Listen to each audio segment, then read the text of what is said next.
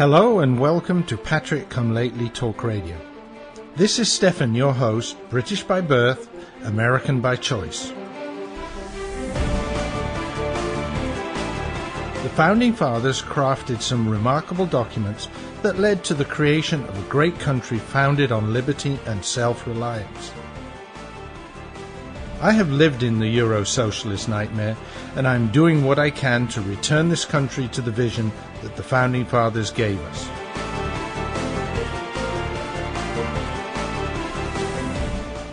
We need to strive to rebuild that shining city on the hill, for without us, the world has nowhere to turn for freedom. For the next hour, I will be presenting news, views, and guests that help keep the true spirit of America alive. Well, here we go again. Yes, this is Stefan, your Patrick Come Lately, British by birth, American by choice, welcoming you to episode 253. So, wherever, whenever you're listening to the show, good evening, good afternoon, good morning. Welcome to the show, and we're going to have some fun tonight. So much has happened this week, my head is spinning. But two items of good news. First, a redux on the money for the man who walked to work for so many years. Talked about him last week on the show. The latest total that I heard in the charitable fund was over $300,000. A lot of money. He's already got his car. Apparently Ford donated a Taurus car for him. And with the rest of the money, I expect he'll be able to get a new house, perhaps closer to work, so that if the car breaks down, he doesn't need to walk that far. So, yet again, nice to bring some good news, and there's actually more good news. The other good news is to wish a happy birthday to one of my regular listeners, Edward Reapy, author of the FEMA Camp series of books, available on Amazon. Make sure, if you haven't read them, read them. They're really interesting. Start with the first one and read through. But Rex, as he also goes by, it's his birthday today, so I don't expect to see him in the chat room, but I think Paul did arrive, so nice that you're back, Paul, but there won't be any Rex tonight. And anyone else who's listening, oh, look, what a surprise. Rex has joined us. Happy birthday, Rex. If I remember rightly, you did say that this week was your birthday. Let me know if I'm right. So welcome back. And as he says, yes, crazy week. So I'm not going to talk about some of the media figures, the things. I'm going to talk about a lot of other things. One final thing, I do want to apologize to the live listeners. I discovered after the end of the show that there were some breaks in the audio, and I know Rex had complained and thought it was due to his computer, so my apologies for that. No, it was my connection somewhere. I don't know if it was the network or maybe a loose connection on my computer. One of my USB ports had been acting up, and I rather stupidly used that one for the show. Maybe that's what went wrong. I'm using a different one now, so hopefully no problems tonight. Anyway, Lots of things to talk about, and as I said at the beginning, my head's spinning. There's so much we could talk about. So this week I'm going to focus on a lot of the things that have been coming out of the woodwork. And, you know, for years, people on the right have been saying, well, Obama's a closet Muslim, and the left will say, no, he's a Christian. More and more is coming out that if not a closet Muslim, then at the very least a Muslim lover. And that has implications for the US, but let's have a look at some of the things before we start drawing our conclusions. So I think time for my weekly commentary. We'll start off right with that. And the first topic, and probably one of the big topics of the week, was the disgraceful speech that Khalif Hussein gave at the National Prayer Breakfast. Yes, Khalif Hussein, King Barry, same thing. But I think we should start calling him Khalif Hussein because, he definitely has Muslim leanings. Now, most of my listeners, I'm sure, have probably heard what he said. They're aware of what he said. But in case you missed it, in short, he equated Islamic extremist excesses today with things that happened in the Crusades about 1,000 years ago. He basically said, well, the Muslims are doing that, but we Christians were bad, and he gave that some kind of moral equivalency that these things were the same. Many have ridiculed him for making that moral equivalence between these two things. But I feel that almost everyone misses a much more important point, because he was just wrong. He was complaining about all the bad things that the Christians supposedly did in the Crusades. And notice he very noticeable that he actually used that term, the Crusades. Now, of course, it's what we call what happened then, but it's also kind of a term of derision that's used by ISIS and something, they say about us. So he's by doing that, he's aligning himself with them. By giving them what they want, by calling them ISIL and not ISIS, like 90% of the rest of the world does, he is giving them what they want. I explained this in a show some time back where I said the difference between ISIS, which is right, Islamic State of Iraq and Syria, and ISIL, Islamic State in the Levant, and the Levant is pretty much the whole Middle East from Egypt through Syria, Jordan, Iraq, and Israel. So there too, you're giving them what they want. And he's doing that all the time. But anyway, I was talking about the Crusades. And not so much what happened in the Crusades, but the real reasons for the Crusades. I think this is an argument that a lot of people have missed. He's sort of saying, well, these guys have a right to do this because we did it to them 1,000 years ago. So apart from the fact it's absolutely ridiculous, this total span of time. What happened in those times? Yes, those times were a lot rougher. They were a lot more violent. So a lot of what happened, in a way, was kind of normal for that time and would happen in Europe as well. I mean, lots of bad things happened there. But what you also have to remember, a lot of what went on in the Middle East when we had the Crusades, and there were some pretty bad things happened, but they were in answer to things that the Muslims of the time were doing. And that's the point that most people seem to forget. The Crusades were actually a response to Muslim violence across the Middle East as the ideology was spreading through war and terrorism. And yes, I call it an ideology because it's more than just a religion. It is actually an ideology. So yes, 1,000 years ago, Muslims were spreading their creed by the use of terrorism, using techniques that are similar to what ISIS, Al-Qaeda, and other groups like them are using today. Let me think about that. Actually, I should turn that around. ISIS, Al-Qaeda, and other groups like them are using techniques that are from the time of the founding and expansion of Islam over 1,000 years ago. Same thing, but slightly different. So there is no moral equivalency. If you've got a moral, we, I say, as Westerners in the Crusades, were hard in the war we were fighting against Muslims, but the Muslims were hard against the people there, murdering people in the cities. It's just absolutely unbelievable that he would use that argument and not know it. So his whole argument loses value. Now, let's think about it. He was always touted by the left as the cleverest man in the room, any room. And you'd think then that he'd know his history better than that. Or maybe he's not as bright as the left tried to make him out. Exactly. That's what I think.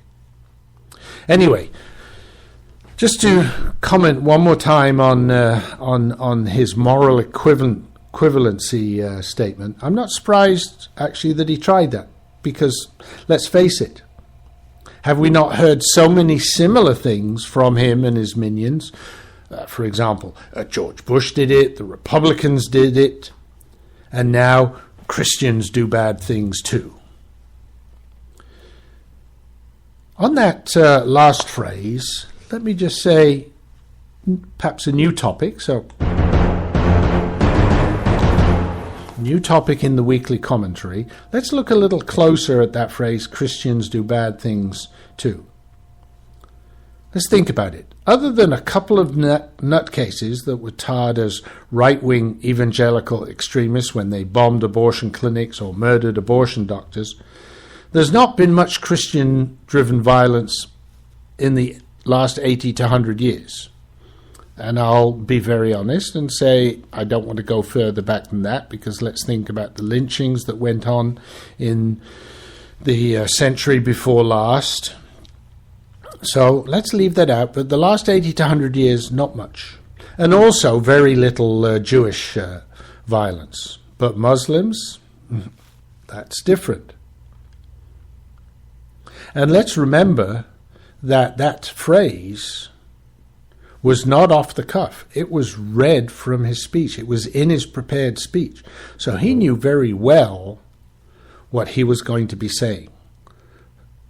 So there was a very definite message there, and the message is that he doesn't think terrorism, he doesn't think Islamic terrorists are all that bad, because we Christians have done it as well, and that gives them the right to do it to us. That seems to be the way he's thinking. Sad, but true.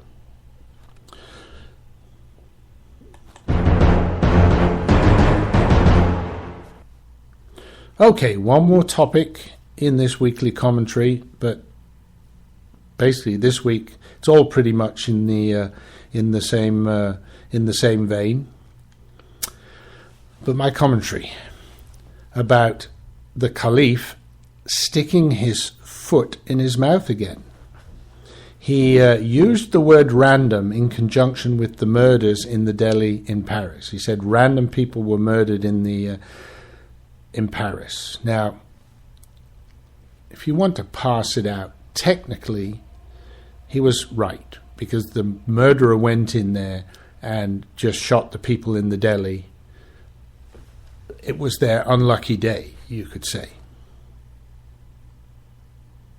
But ever since it, all sorts of people have reacted to that. So the administration has had their knickers in a twist, trying to spin their way out of what he said.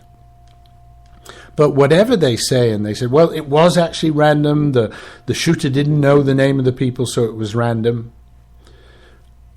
But let's face it, the fact remains that he was flippant about these Jews being brutally targeted and murdered by an Islamic terrorist. And that's what he refuses to say. He doesn't use the words Islamic terrorists. All the time, the only times he's used the word terrorist, he makes pains to say these people are not Islamic because they're butchering the faith, and yet they're following the faith. We call the Westboro Baptist Church Christians. We don't agree with what they do, but nobody says that they're not Christians, right? And the left actually does tar them very heavily as Christians. So these terrorists are Islamic, and the folks should get used to it. And also, by associating random with the murders in Paris, that takes away something from the Charlie Hebdo murders. There was no randomness in that. That was very definitely targeted. So all in all, Obama has yet again shown his affinity for the Muslim religion, Muslim radical extremists, and he has weakened America in the eyes of the world. Okay, folks, it's that time again. I will be back shortly. You can lose 10, 20, 30 pounds or more with Maximum Slim's first ever rapid weight loss guarantee. Today, you get Maximum Slim, an advanced fat and carb blocker, absolutely risk-free. The all-natural ingredients in Maximum Slim are a powerful weight loss combination. The Maximum Slim formula turns your body into a fat-burning furnace that supercharges your weight loss. Advanced fat and carb blocker stops the breakdown of sugar so your body doesn't store it as fat. Today, you'll get both of these products absolutely risk-free with no obligation. Only pay shipping. There are no expensive meal plans or exhausting DVDs. Just take Maximum Slim twice a day. It's fast, simple, and now it's guaranteed. Look, you can start losing weight today or not. Go back to your high school days and wear your favorite jeans again. Guaranteed. Call now and get both weight loss formulas free. Call 800-451-0228. 800-451-0228. That's 800-451-0228. Doc, you gotta give it to me straight. All right. 'Cause I'm dying here. I mean, take a look at this letter from the IRS. Oh, my. This is killing me, Doc. I tell you, it's killing me. Cheer up, my friend. Huh? The tax doctor is here. My diagnosis tells me that you're going to be just fine. Really? The tax doctor will not rest until we find you the best possible tax settlement. Really, Doc? Guaranteed. If the IRS claims you owe them $10,000 or more in business or personal back taxes, call a tax doctor right now. We could save you up to 75% if you qualify. Guaranteed or you pay nothing. Call right now for free details. 800-917-8546. 800-917-8546. 800-917-8546. That's 800-917-8546. This is Patrick Come Lately Talk Radio, coming to you live via the internet, via rebroadcast on WRSDB, the Red State Talk Radio Network, or from the recordings at archives.patrickcomelately.us. And we're back from that break. Thanks for sticking with me through that break. And I think it's time for a new topic. Well, sort of, because we got a theme this week, but a new topic, an article that came from the internet. And this is an article from the Canada Free Press, great site. Never understood that one really. It's all the articles are about America, but it's called Canada Free Press. I'm sure there's a story behind that, but I don't know what the story is. This particular posting is entitled "The Caliph of America," so we know who it's about. And the writer, who was a person called Klaus Rohrig, says for the past 6 years there's been a debate amongst conservatives about the competency of Barack Obama. One side claims he's evil, another holds the opinion that he's terminally incompetent. And the writer says for a long time he went backwards and forwards between both of them. At one point even thinking maybe both were correct. However, he says, given the even more bizarre attempts he and his spokespeople are making to disassociate Islam from terrorism, so that ISIS, Al-Qaeda, Boko Haram, Muslim Brotherhood, and all the other flotsam and jetsam railing for death to America, he is starting to believe that the person in the White House is not so secretly rooting for the other side. You know what, folks? Editorial note here. I agree with him totally. I like this article. It's one of the reasons I'm bringing it to you.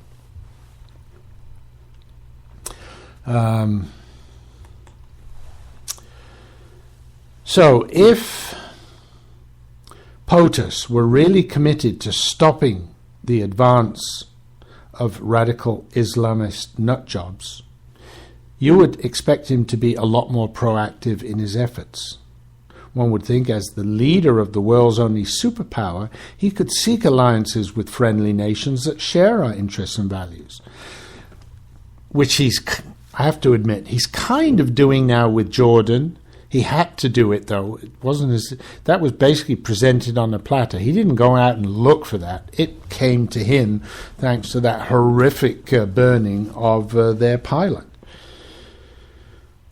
So, has he really actively sought out alliances with friendly nations? Only the UAE, and then we find, surprise, surprise, that the administration has been lying to us for months because they've been claiming that they've been involved in the bombing raids, and they haven't been involved since the end of December. We can't even trust the Pentagon. Now, last week, I think I mentioned that there were signs that the facade on the Pentagon was beginning to crack and that people were trying to get out from under the yoke of Khalif Hussein in the Pentagon. But the fact that they can still continue, force them to lie. And do you think the Pentagon did that of their own accord? I don't think so. I think they were, if not instructed to do so, at least given a hint that it would be better not to mention that.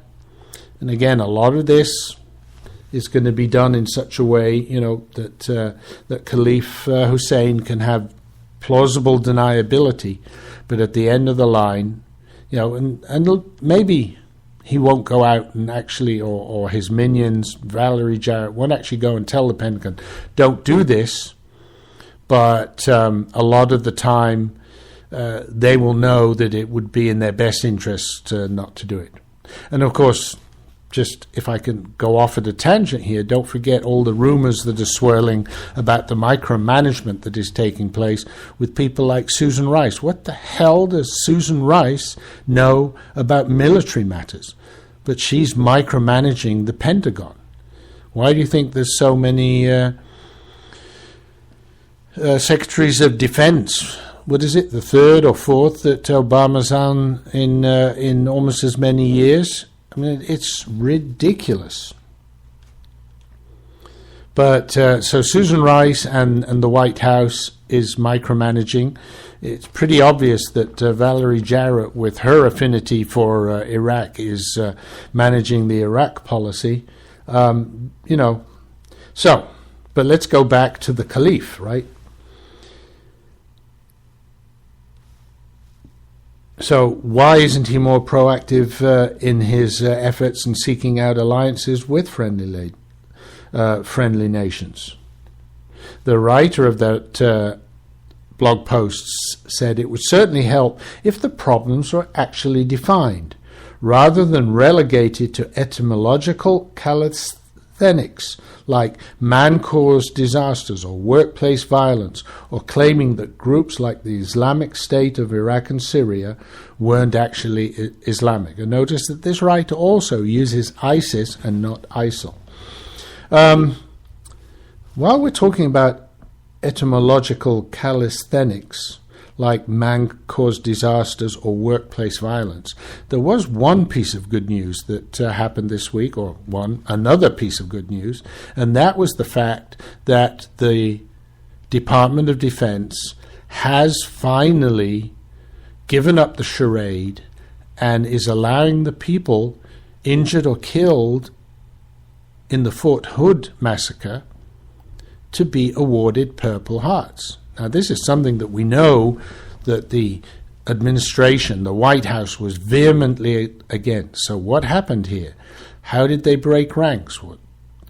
Like I said, are we seeing cracks? Are they beginning to ignore what the White House tells them? I suspect that's true, and I'm happy to see it. Now, let's go back to the article. Conservatives have been criticized for many years because somehow we have classified the guy in the White House as something that's other or alien. But then, how should one classify a person whose acts are totally at odds with the well-being of American democracy and its allies?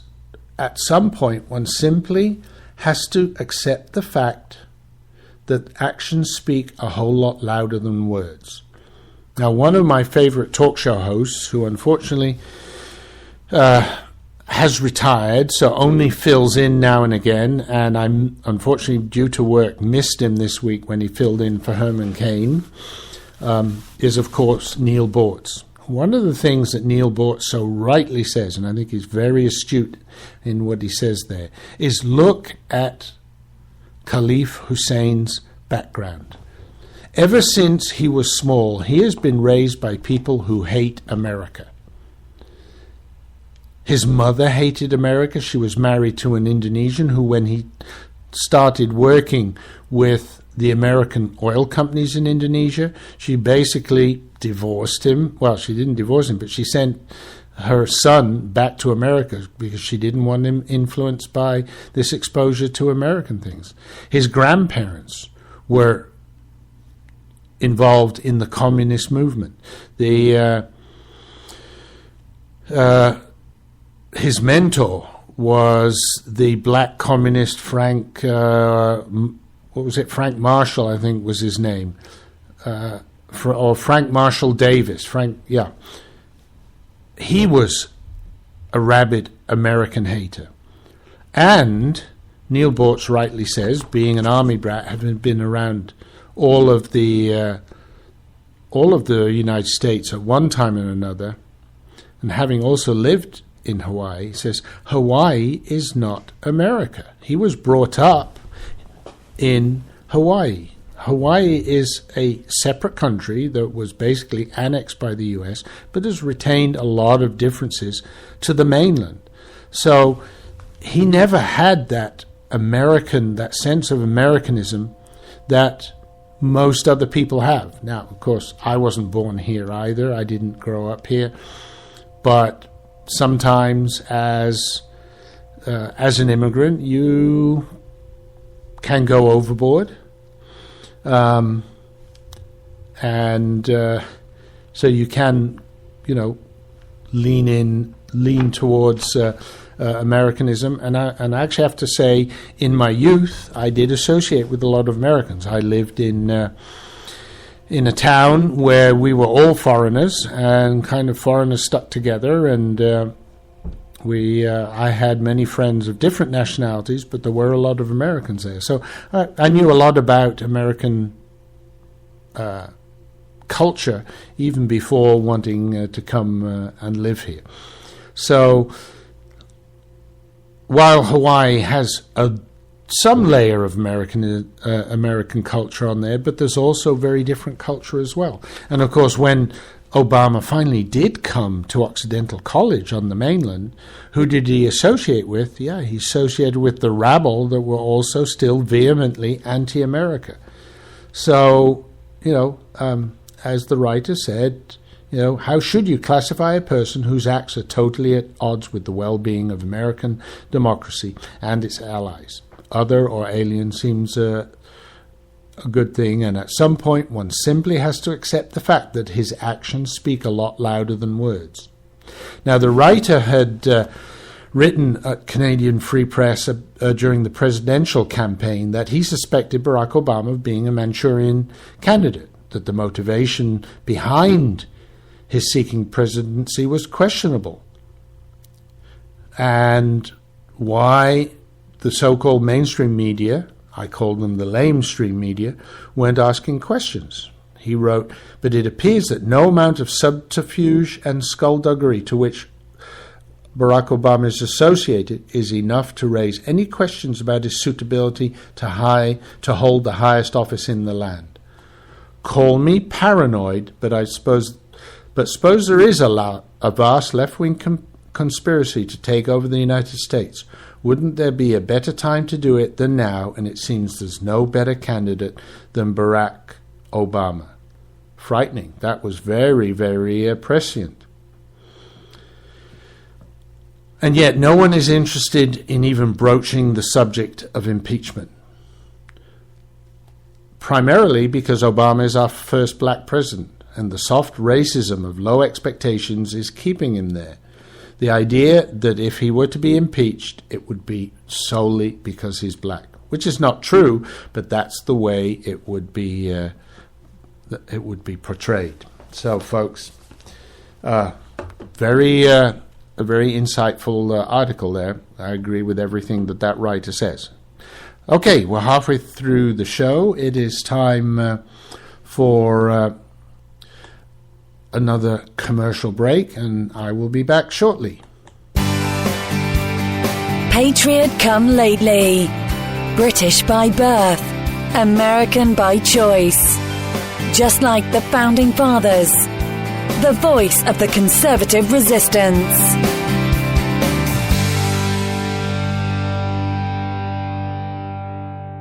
Every day, millions of Americans grow more concerned about the future of our great nation. The truth is, over the last century, a small but powerful collectivist movement known as progressivism has debased our politics, our culture, and our currency. We're just a small step from falling into 1,000 years of darkness, as Ronald Reagan warned. Friend, this is Pat Boone with an important free offer on a hot new book called The Great Withdrawal by Craig Smith and Lowell Ponte. This new book explains how we, the people, can end this fatal detour into big government and get back on the path of faith and freedom charted by our founders. Call now for a free copy of the hot new book called The Great Withdrawal. Call now for your free copy. 800-978-3901. 800-978-3901. 800-978-3901. That's 800-978-3901.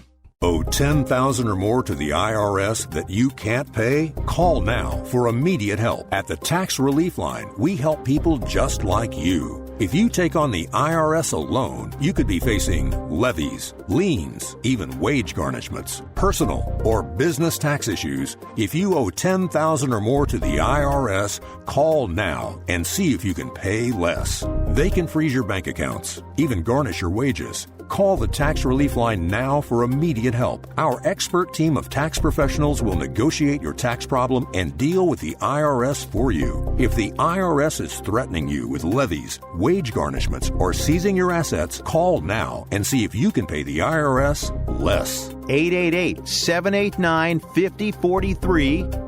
888-789-5043.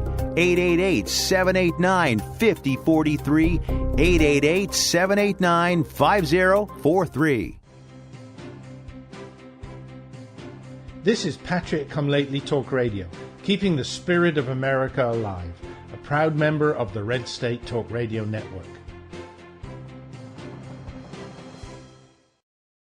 And folks, thanks for sticking with me. We're into the second half of the show. I'm trying every show to bring a little bit of entertainment as well as the news.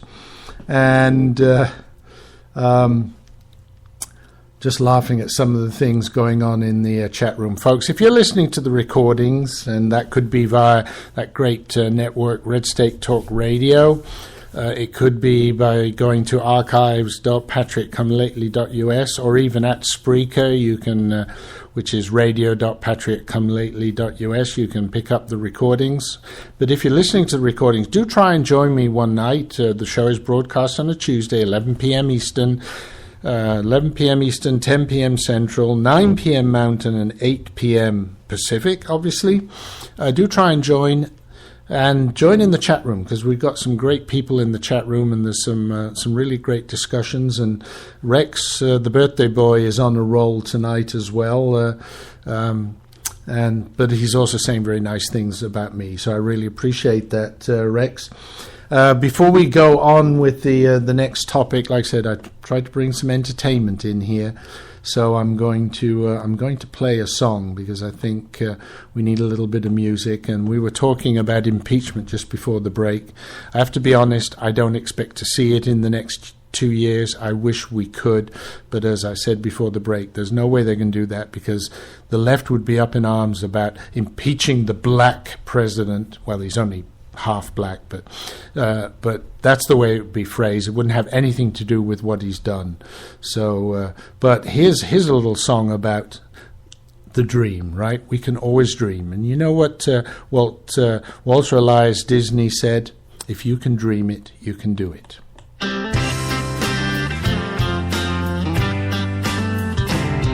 You You promised us hope and change. Got no hope, Bush got blamed. Calling down the foreign kings. They don't need apologies. Jobs are gone, gas is high. Rich vacations make us cry. Obama, you failed us, you're fired.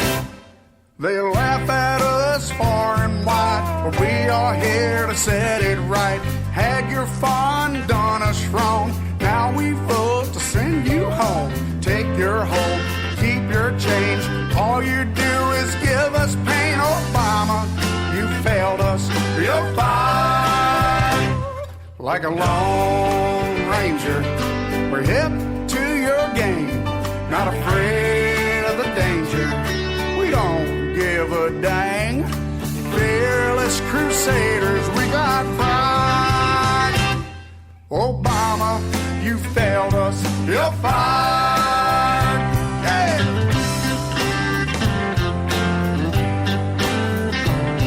You buy your votes, make new rules, but we the people won't be fooled. We're on to you, media too.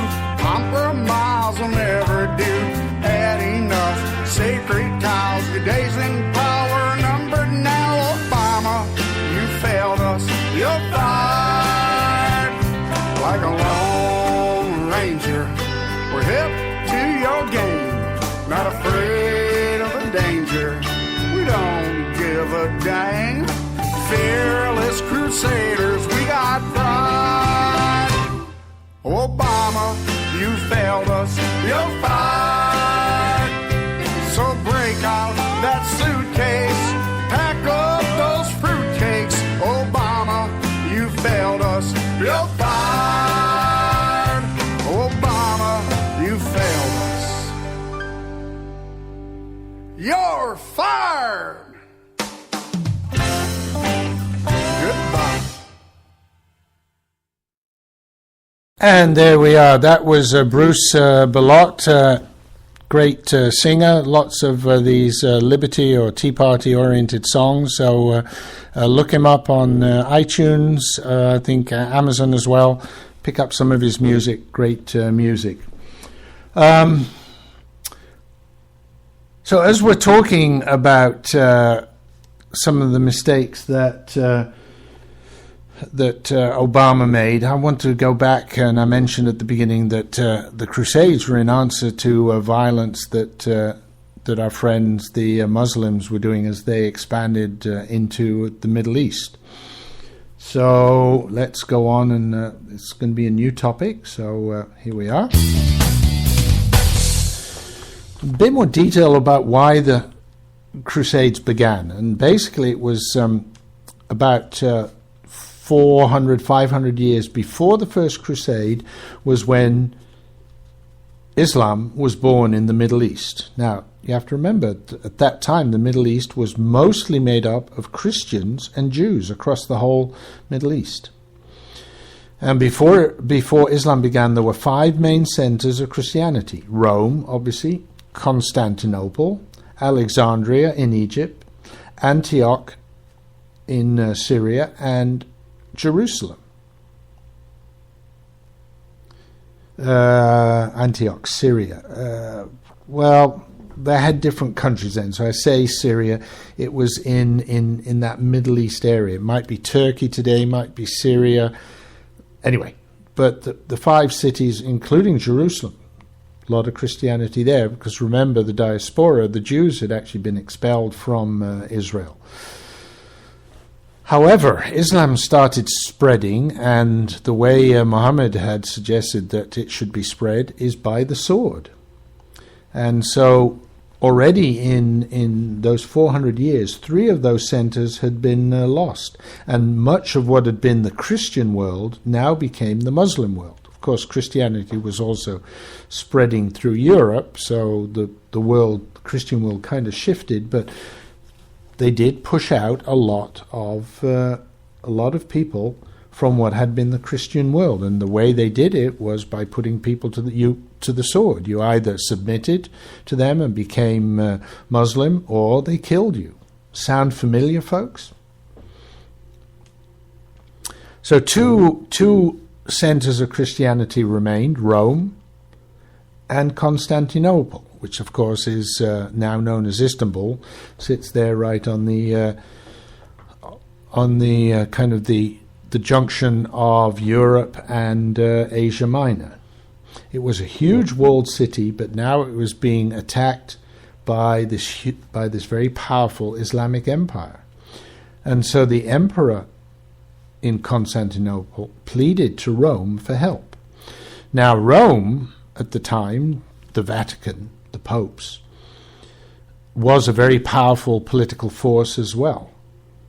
And Rome was looking for an excuse to unite the countries of Europe. We didn't have the European Union in those days, and so all these countries were constantly quarreling with each other. And so how to actually arrange for everybody to become friendly and go off and defend Constantinople.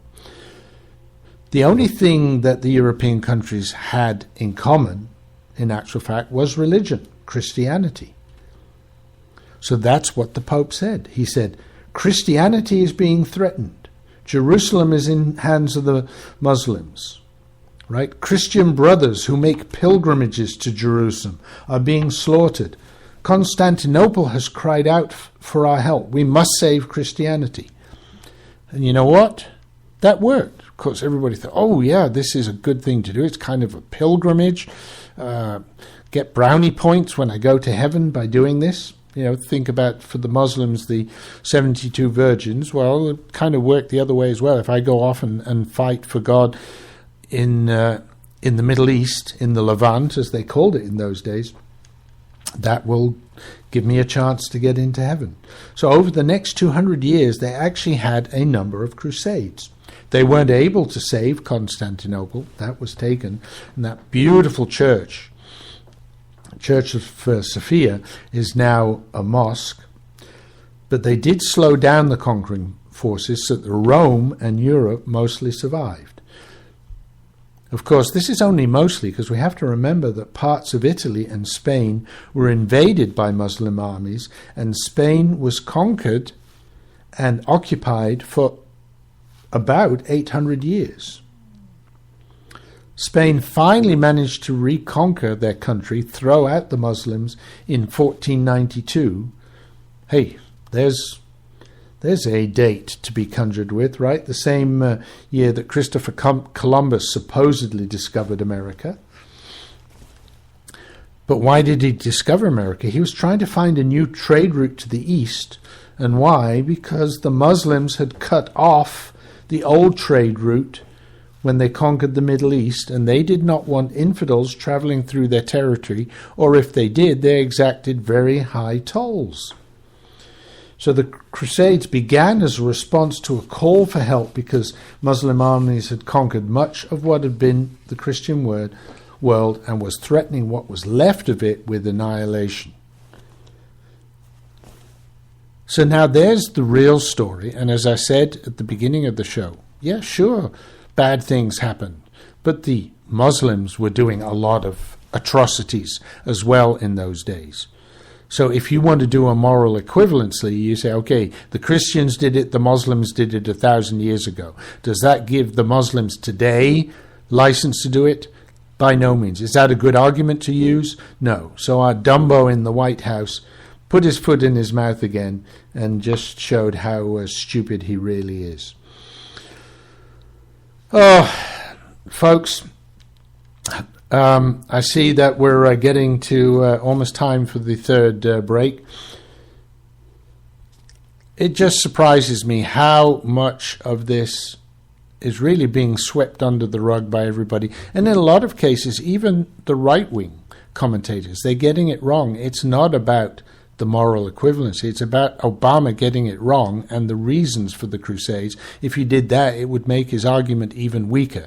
And it's about time you folks woke up and did your research. I'm not commenting at all on what happened to Brian Williams these last few days, and of course today with his suspension.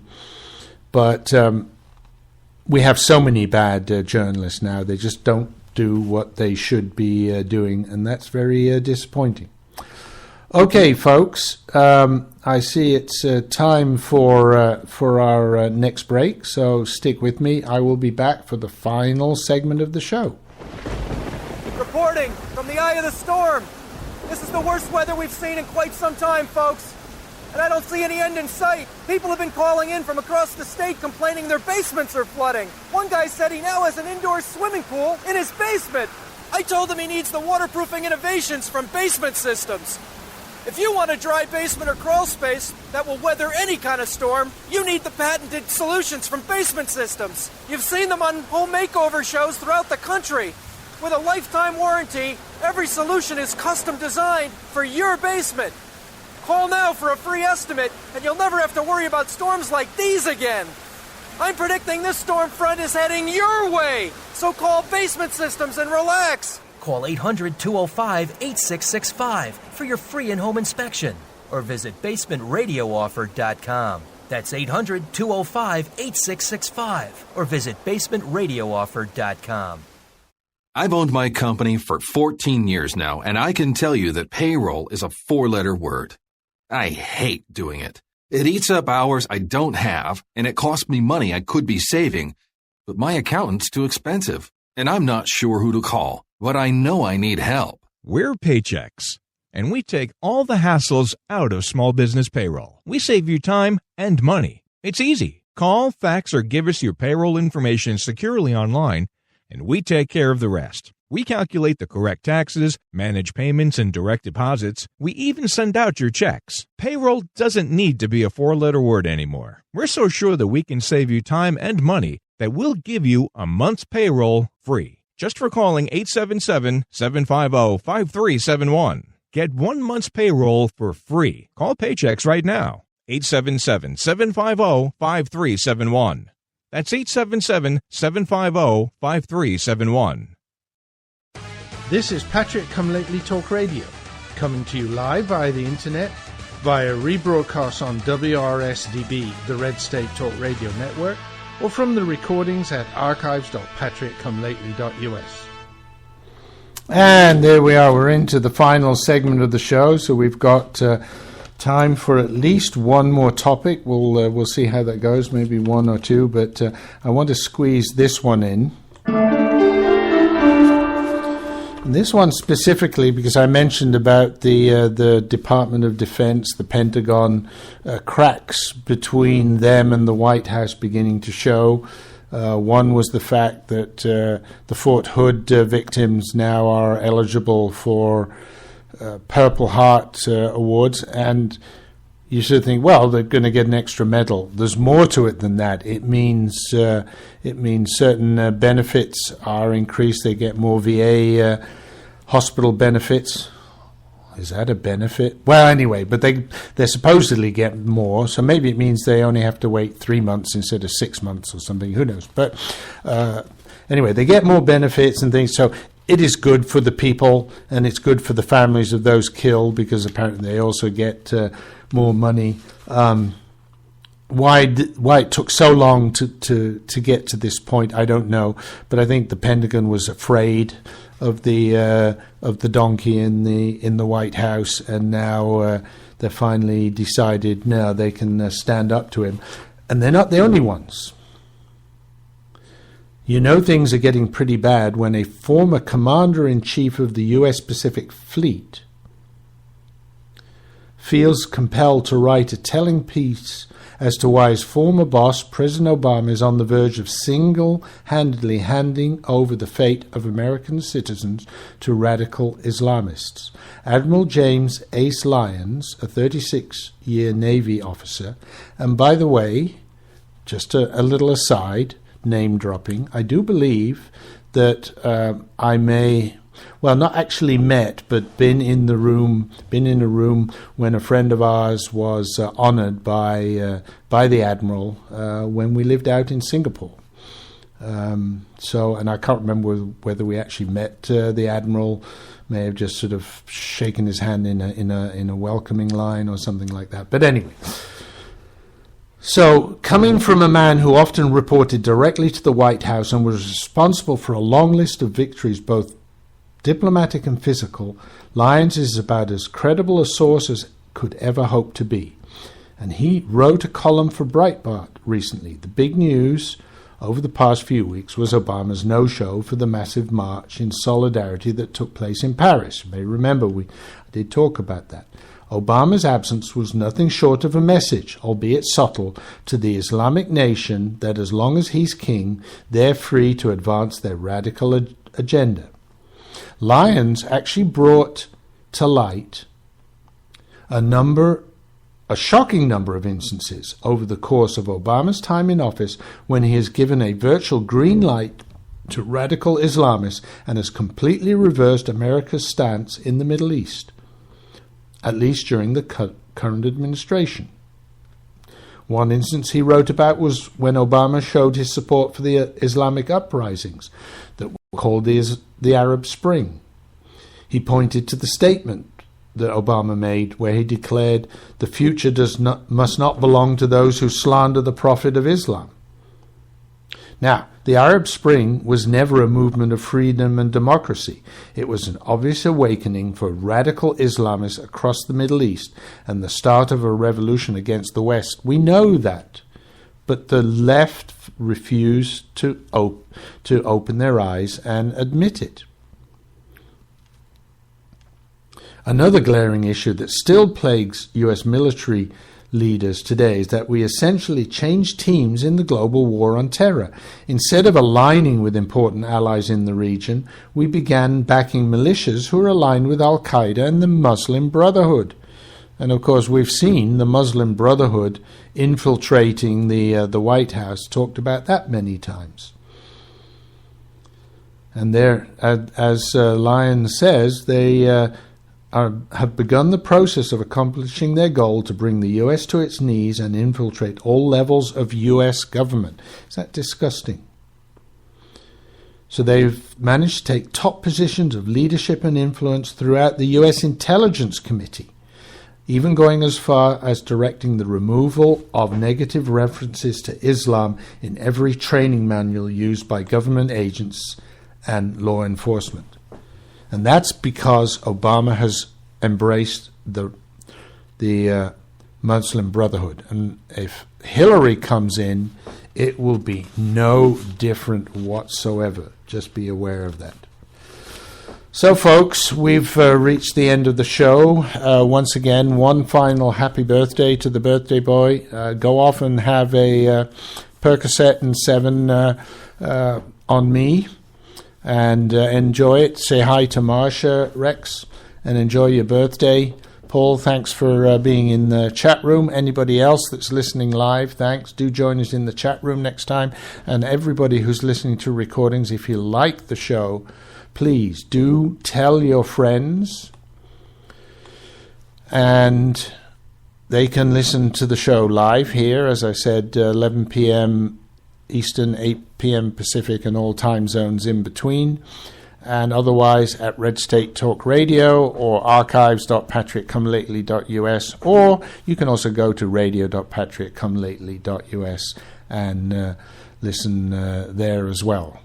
If you've got comments or questions and you haven't been listening live, you can't put them in the chat room, then please do send me an email, stephan@patrickcomelately.us. Love to hear from my listeners.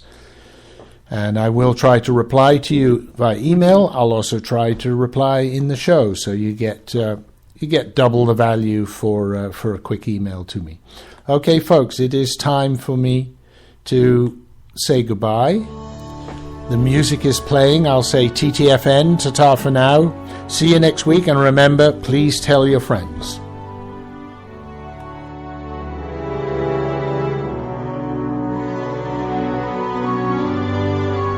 Thank you for listening to this edition of the Patrick Come Lately Show. Please take what you have learned and share it with friends and family. Better still, tell them about the show so they can listen too. Remember to support the advertisers on the show. It helps keep this show on the air, and I thank you for that. I'm looking forward to joining you on the next show. Until then, keep spreading our message. Goodbye and God bless America.